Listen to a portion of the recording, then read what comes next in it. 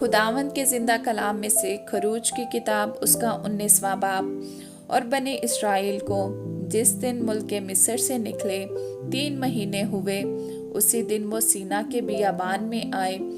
और जब वो रफादैम से रवाना होकर सीना के बियाबान में आए तो बियाबान ही में डेरे लगा लिए। सो वहीं पहाड़ के सामने इस्राएलियों के डेरे लगे। और मूसा उस पर चढ़कर खुदा के पास गया।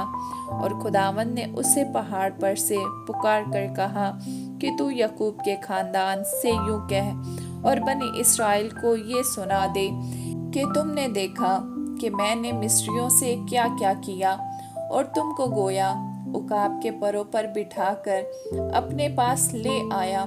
सो अब अगर तुम मेरी बात मानो और मेरे अहद पर चलो तो सब कौमों में से तुम ही मेरी खास मलकियत ठहरोगे, क्योंकि सारी जमीन मेरी है।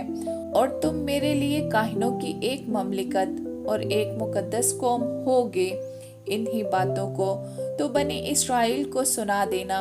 तब मूसा ने आकर और उन लोगों के बुजुर्गों को बुलाकर उनके रूबरू वो सब बातें जो खुदावंद ने उसे फरमाई थी बयान की। और सब लोगों ने मिलकर जवाब दिया कि जो कुछ खुदावंद ने फरमाया है वो सब हम करेंगे। और मूसा ने लोगों का जवाब खुदावंद को जाकर सुनाया। और खुदावंद ने मूसा से कहा कि देख, मैं काले बादल में इसलिए तेरे पास आता हूँ कि जब मैं तुझसे बातें करूँ तो वो लोग सुने और सदा तेरा यकीन करें। और मूसा ने लोगों की बातें खुदावंद से बयान की।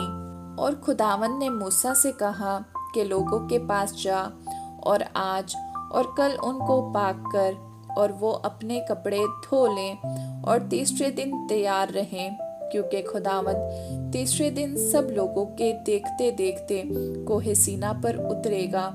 और तू लोगों के लिए चारों तरफ हद बांध कर उनसे कह देना कि खबरदार, तुम ना तो इस पहाड़ पर चढ़ना और ना इसके दामन को छूना। जो कोई पहाड़ को छुए जरूर जान से मार डाला जाए, मगर उसे कोई हाथ ना लगाए, बल्कि वो लाकलाम संसार किया जाए या तीर से छेदा जाए। ख्वाह वो इंसान हो ख्वाह हैवान, वो जीता ना छोड़ा जाए। और जब नरसिंगा देर तक फूंका जाए तो वो सब पहाड़ के पास आ जाए। तब मूसा पहाड़ पर से उतर कर लोगों के पास गया और उसने लोगों को पाक साफ किया और उन्होंने अपने कपड़े धो लिए। और उसने लोगों से कहा कि तीसरे दिन तैयार रहना और औरत के नज़दीक ना जाना। जब तीसरा दिन आया तो सुबह होते ही बादल गरजने और बिजली चमकने लगी और पहाड़ पर काली घटा छा गई और करना की आवाज़ बहुत बुलंद हुई और सब लोग डेरों में कांप गए।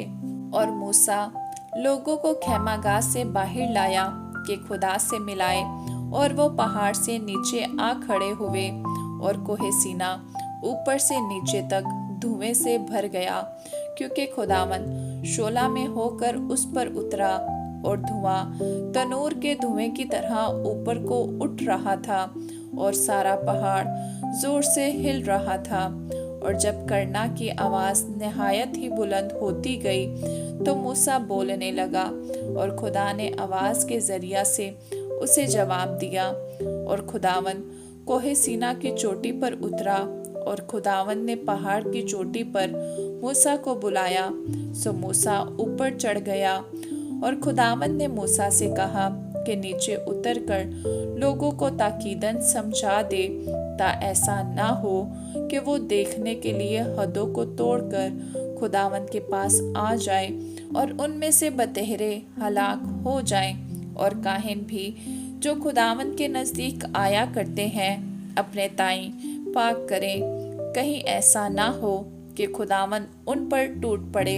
तब मूसा ने खुदावंद से कहा कि लोग कोहे सीना पर नहीं चढ़ सकते, क्योंकि तूने तो हमको तकीदन कहा है कि पहाड़ के चौगिर्द हदबंदी करके उसे पाक रखो। खुदावंद ने उसे कहा, नीचे उतर जा और हारून को अपने साथ लेकर ऊपर आ। पर काहिन और अवाम हदें तोड़कर खुदावंद के पास ऊपर ना आए, ताना हो कि वो उन पर टूट पड़े। चनाचा मूसा नीचे उतरकर लोगों के पास गया और ये बातें उनको बताईं। आमीन।